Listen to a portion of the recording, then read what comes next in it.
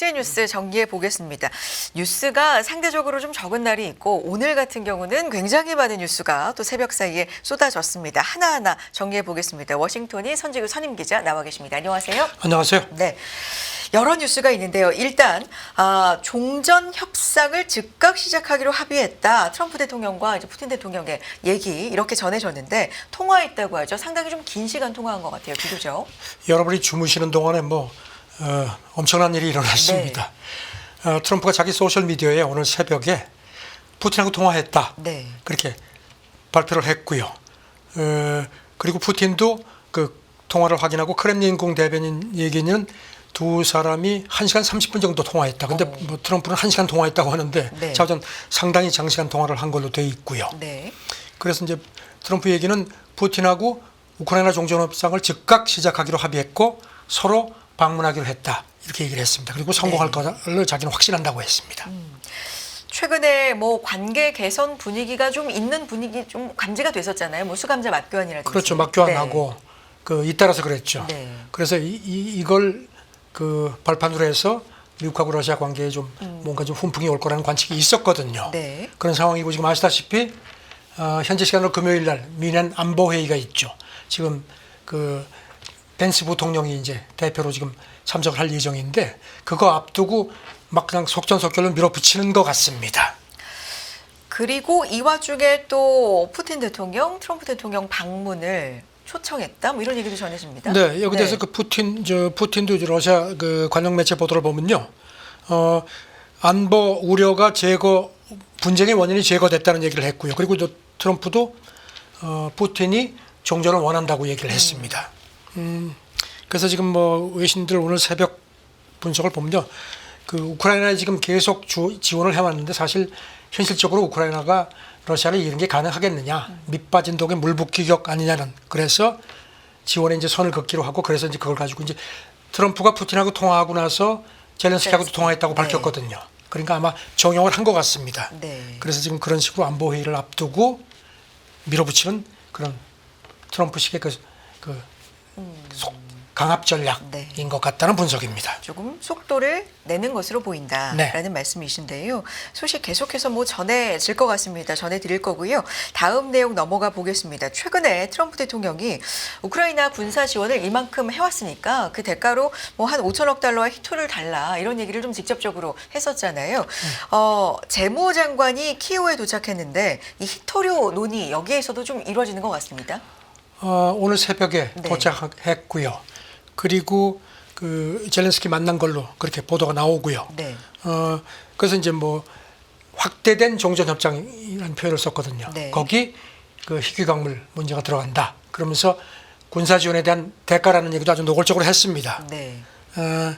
그러면서 여기 대해서 이제 젤렌스키도 조금 전에 이번 주 안에 광물 협정이 체결되기를 희망한다. 이게 트럼프가 밀어붙이니까 젤렌스키도 조금 다급한 것 같습니다.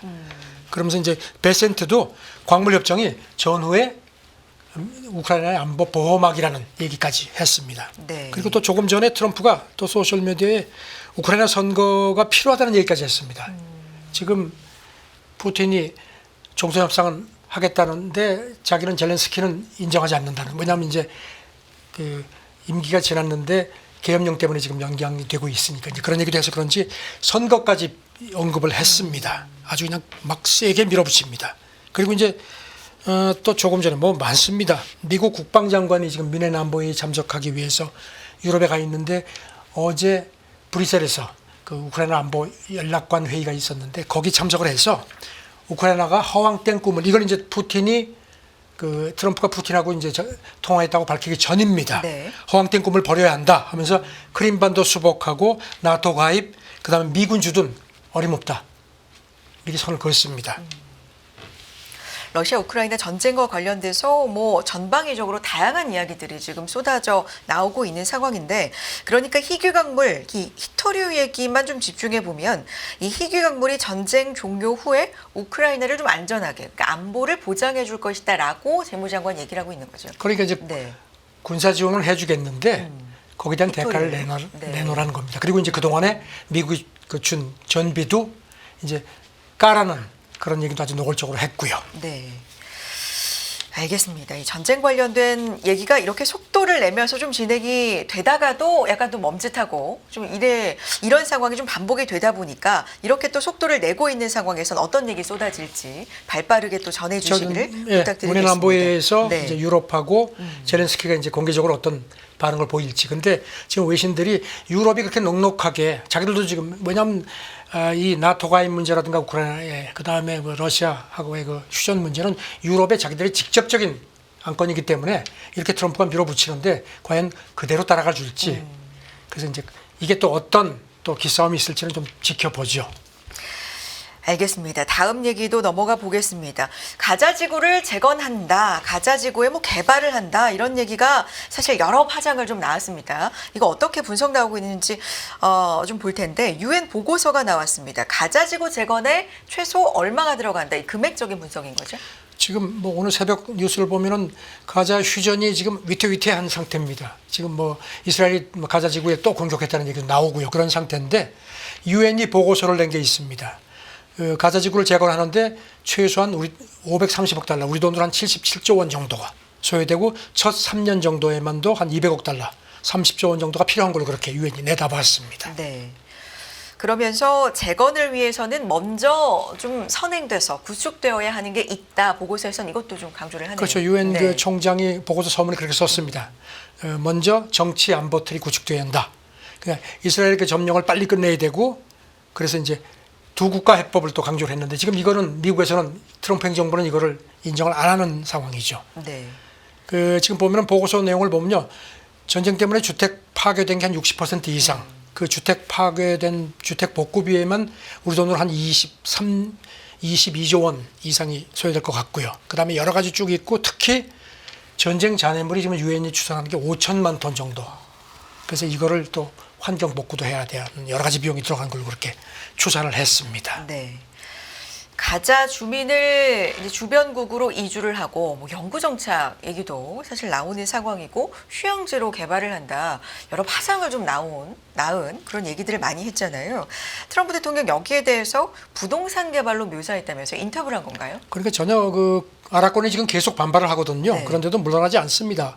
우리 시간으로 어제 그 폭스뉴스 인터뷰가 방영이 됐는데 미래를 위한 부동산 개발이라는 표현을 썼습니다. 네. 그러면서 이제 진행자가 그러면 가자 주민들은 돌아올 수 있느냐 그랬더니 그렇지 않을 거다. 그러면서 덧붙이기를 이제 트럼프 얘기가 왜냐하면은 그들이 가자 지구 밖에서 훨씬 더 좋은 그 주거지를 가질 것이기 때문이다. 그러니까 지금 이제 이집트, 요르단 같은 좀 약간 여유 있는 아랍국에 받아들여서 이제 영구 정착하라고 압박을 하는 상황이거든요.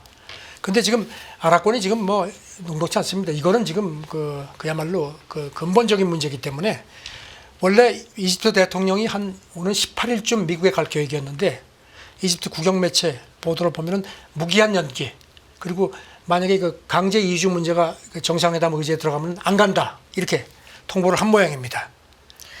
이 이야기와 관련돼서는 의제 자체로 올라가면 논의하고 싶지 않다라는 좀 강력한 의사 표시네요. 이집트는 네. 사실 아시다시피 뭐 미국하고 아주 가까운 맹방인데 지금 요르단 국왕이 지금 백악관 가서 트럼프 만났거든요. 그리고 이제 그 자리에서도 요르단 국왕 앞에서도 강제 이주, 영구 이주시켜서 받아달라고 하니까 요르단 국왕이 뭐 환자는 모르지만 근본적으로 우리는 가자 주민 이주에 반대한다고 했거든요. 네. 그러니까 그걸 보고 나서 이집트 대통령이 가봐야 소용이 있겠구나 하는 그렇게 판단을 한 것 같습니다. 네. 그래도 트럼프는 뭐 밀어붙입니다. 알겠습니다. 다음 얘기는요. 이제 관세 얘기를 좀 해보겠습니다. 철강과 알루미늄에 25% 관세 부과 전해졌었죠. 그런데 이게 다른 관세에 추가되는 개념이라고 백악관이 좀 명확하게 밝힌 바가 있네요. 그렇죠. 네. 지금 이게 이제 하도 관세가 많으니까 네. 복잡했는데 백악관 관계자가 철강 알루미늄에 대한 25%는 그 다른 보편 관세하고는 별개다. 추가된다는 개념을 넣었습니다. 그렇게 되니까 이제 특히 멕시코하고 캐나다가 지금 난리가 난 겁니다. 왜냐하면 캐나다하고 멕시코는 물론 한 달 유예가 됐지만 이 보편 관세 25% 부과가 이미 발표가 됐거든요. 그렇죠. 그러니까 지금 백악관 관계자 얘기를 빌면은 그렇게 되면은 멕시코, 캐나다는 50%가 되는 겁니다. 25에 또 25가 플러스 또 추가가 되니까요. 네. 그런 얘기고 그리고 또 이제 보면은 캐나다하고 멕시코가 그 미국이 철강을 수입하는 것 중에서 가장 많은 1, 2위국입니다.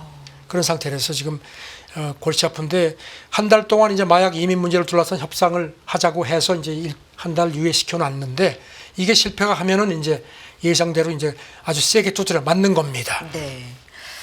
앞서서도 전해드린 바가 있는데 캐비넷의 백악관 국가경제위원장이 이제 다른 국가들하고 상호관세 관련돼서 대화를 하고 있다. 아주 이른 새벽부터 뭐 시작했다 이런 얘기를 했었는데 사실 조금 전에 저희 방송 들어오기 전에 바로 나왔던 속보로는 오늘 안에 행정명령에 상호관세로 서명할 것이다. 대변인 네. 모디가 오기 전에 네. 모디가 이제 현지 시간 이제 금요일 날 이제 오도록 돼 있죠. 그 전에 발표를 하겠다. 그러니까 이게 이제 모디 오기 전에 이제 압박을 한다는 얘기고 나라별로 막 협상을 시작했다고 했고요. 그리고 그 다음에 여기 대해서 이제 그 무역 적자, 미국의 무역 적자가 큰 나라부터 손보겠다고 했고, 다만 이제 미국 하원 의장이 자동차하고 의약품은 보편 관세에서 예외가 될 가능성도 있는데 내가 확신은 못하겠다. 또 그런 얘기를 해서 지금 뭔가 좀 이렇게 좀 여러 가지 간보기를 한꺼번에 하는 것 같습니다. 네.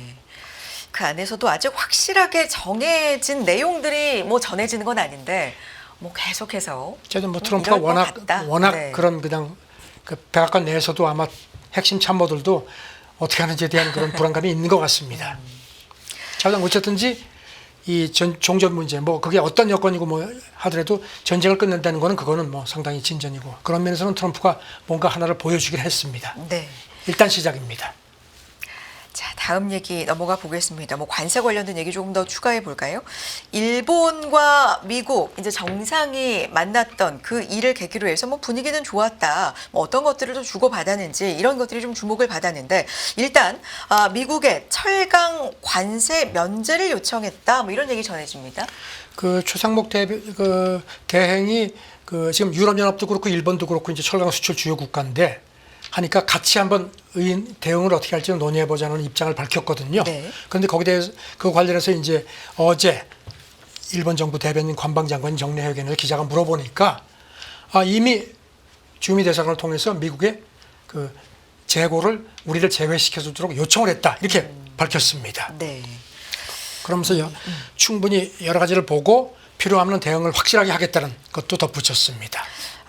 근데 이시바 총리하고 트럼프 대통령이 만났던 그 자리에서는 이 문제가 논의는 안 됐다라고 밝힌 거죠. 그렇죠. 그건 네. 일본 쪽에서 그걸 강조를 했죠. 이시바 총리도 어제 그 참여에 참석해서 여기 이제 질문이 나오니까 미일 정상회담 때 논의되지 않았다. 그래서 대상에서 제외할 것을 설득하는 그런 필요한 대응을 해나가겠다고 답변을 했습니다. 네. 계속해서 지금 우리가 나오는 뉴스에 지금 속보에 촉각을 곤두세울 수밖에 없는 게 확정된 내용보다도 이럴 것 같다, 저럴 것 같다라는 멘트들이 상당히 많이 좀 쏟아져 특히 트럼프 나오잖아요. 입을 지금 지켜볼 수밖에 없는 상황이죠. 그러게요.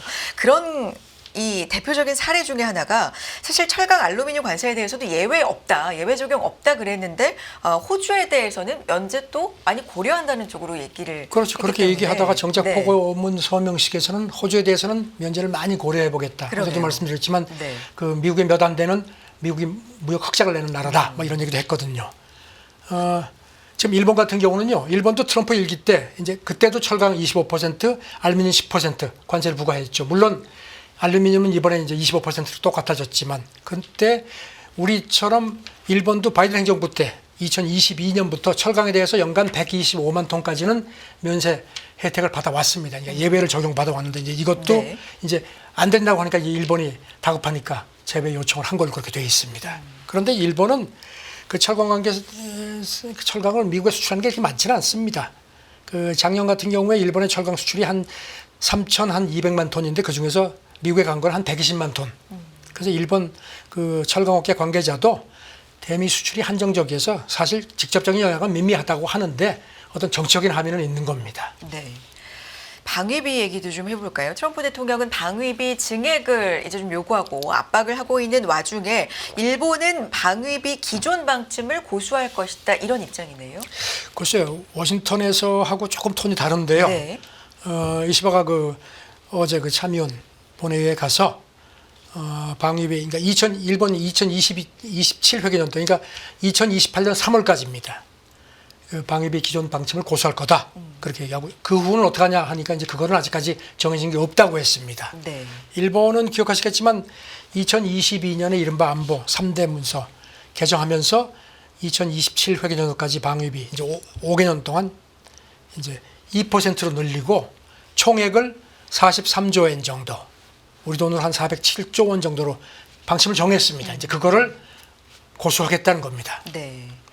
최근에 경제 상황도 뭐 고려를 해야 될 텐데 방위비 증액과 관련돼서도요. 뭐 엔화라든지 물가라든지 일본이 좀 주시하고 있는 부분들이 있잖아요. 지금 이제 아까도 그 총액을 엔화 단위로 네. 말씀드렸는데 지금 엔화 가치가 엄청 떨어졌죠. 그러니까 이거 좀 미국 쪽에서 아니 엔화 가치 이렇게 떨어졌으면 좀 실질적으로 올려야 되는 거 아니냐 이런 얘기가 나오는 것 같습니다. 그러니까 거기에 대해서 이제 일단은 우리는 변함이 없다고 얘기를 하는데 그런데 지금 그 미국 쪽에서 보는 시각은 조금 다른 것 같습니다. 그 지난번에 그 트럼프하고 이시바 그 정상회담 때 그 이시바 그 당시도 대통령 그 트럼프가 직접 요구하지 않았다고 했거든요. 그리고 일본이 알아서 하는 거라고 했는데 트럼프가 회담하고 나서 공동회견에서는 오늘 협의로 더 늘어날 거다 이런 얘기를 해서 슬그머니 추가 증액 압박을 했습니다. 네. 그리고 또 당시에 나온 공동성명에도 이렇게 되어 있습니다.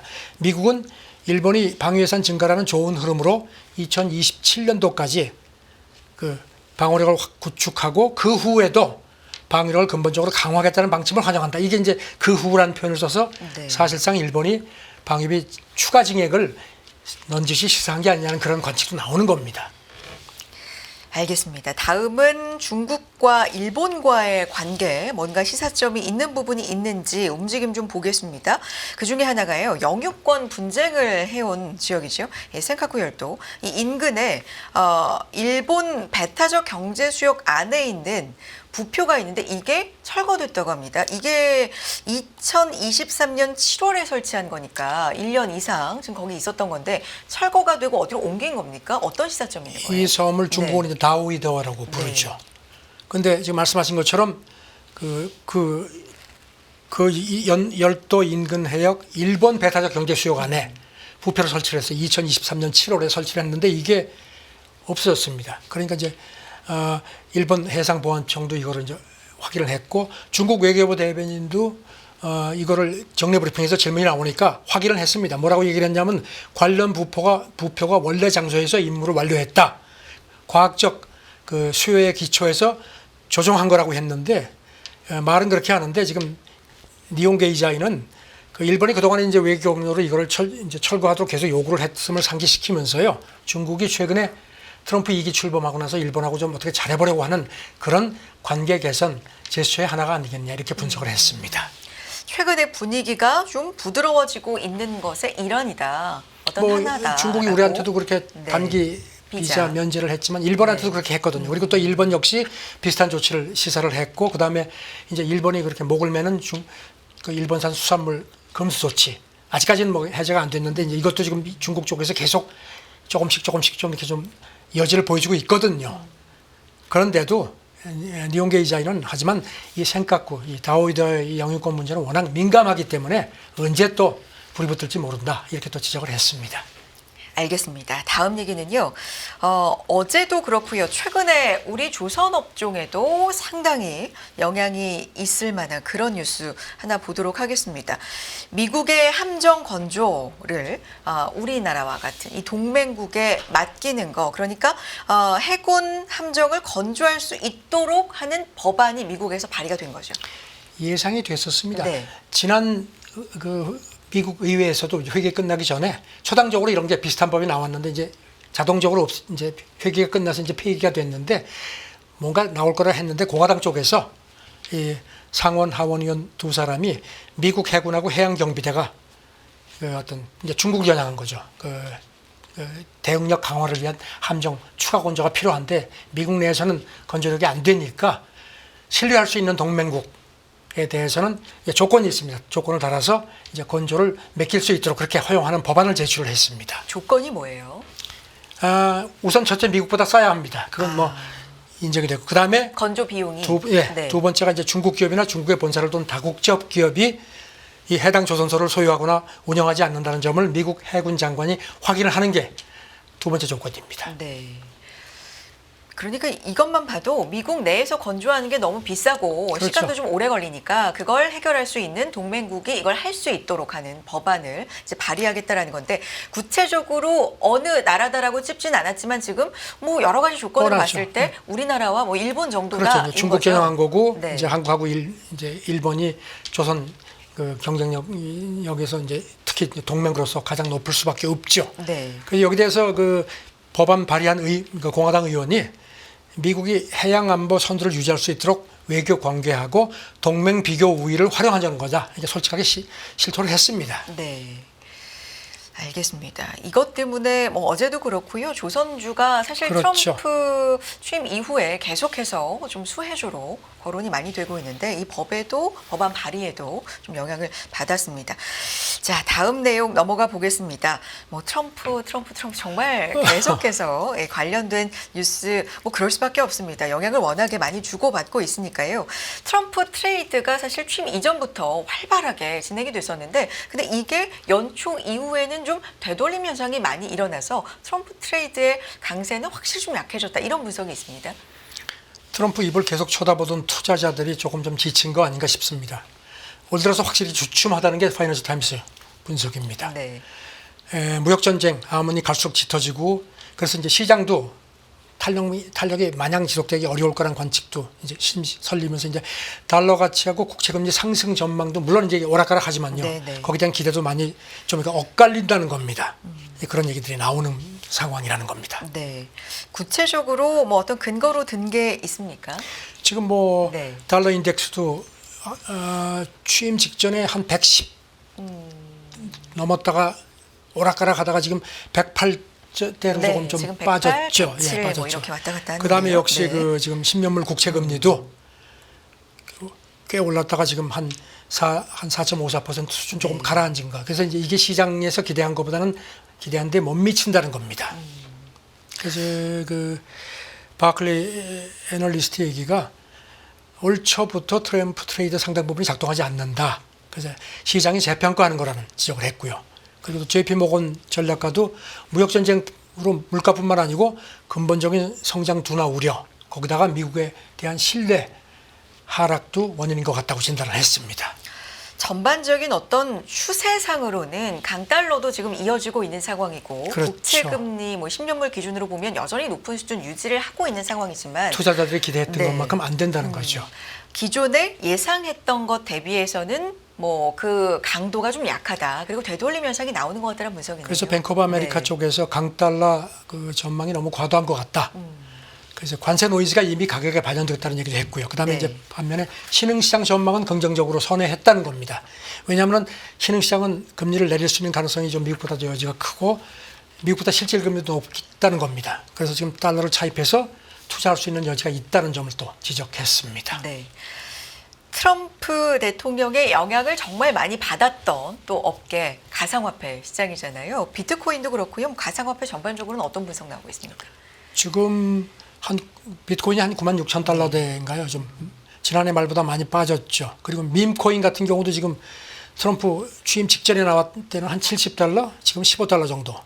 여기에 대해서 이제 그동안에 그 비트코인 장기 강세 견해를 가진 대표적인 기관이 이제 BCA 리서치인데, 물론 장기적으로는 그렇게 보는데 조금 이게 좀 과열진 것 같다는 그런 지적을 했습니다.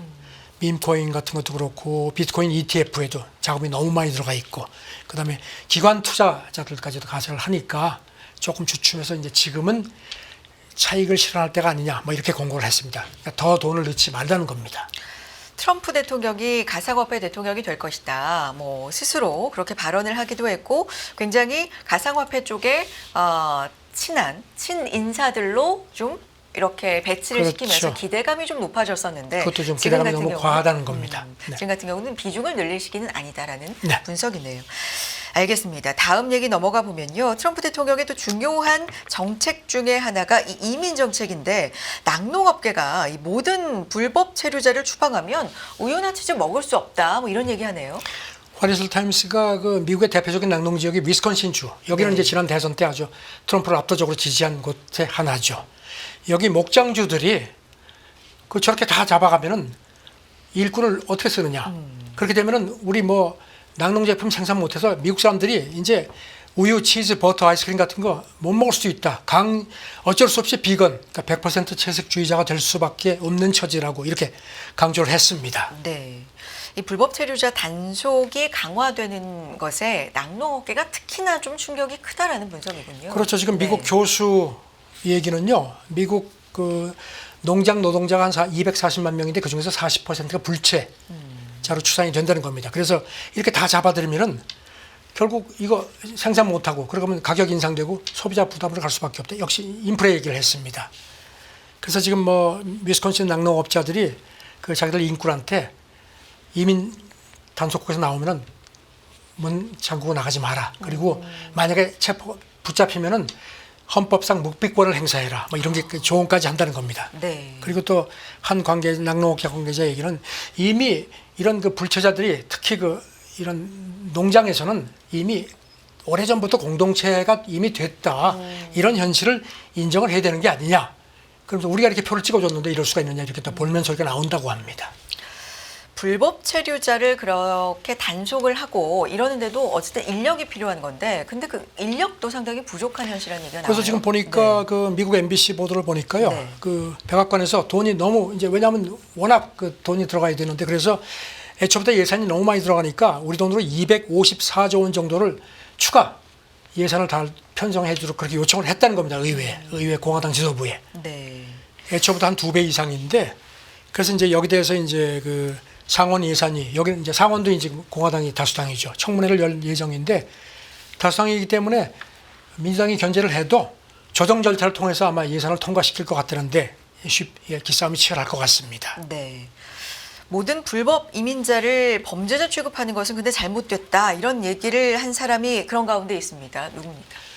호건이라고 이 사람이 이제 그 이른바 그 국경자르인데 그 교황이 그저께 미국 가톨릭 주교들한테 편지를 보내가지고 모든 불법 이민자를 범죄자 취급하는 건 잘못됐다. 결국 나쁜 종말을 맞을 거다 했거든요. 네. 거기에 대해서 나는 태어날부터 가톨릭 신자다 하면서 교황이 교회를 바로잡는 일에나 충실하시고 국정 단속은 우리한테만 맡겨주세요. 이렇게 좀 뼈 있게 반박을 했습니다. 그러니까 가톨릭 주교들에게 보낸 교황이 보낸 서한에 이렇게 모두를 다 불법 체류자를 범죄자 취급하는 건 잘못이다 하니까 호건이 거기에 대해서 반박을 했습니다. 네, 네. 했다는 얘기군요. 알겠습니다. 원자재 얘기 좀 해볼까요? 그 가운데 최근에 뭐 작년부터 사실 이건 일어났던 흐름입니다.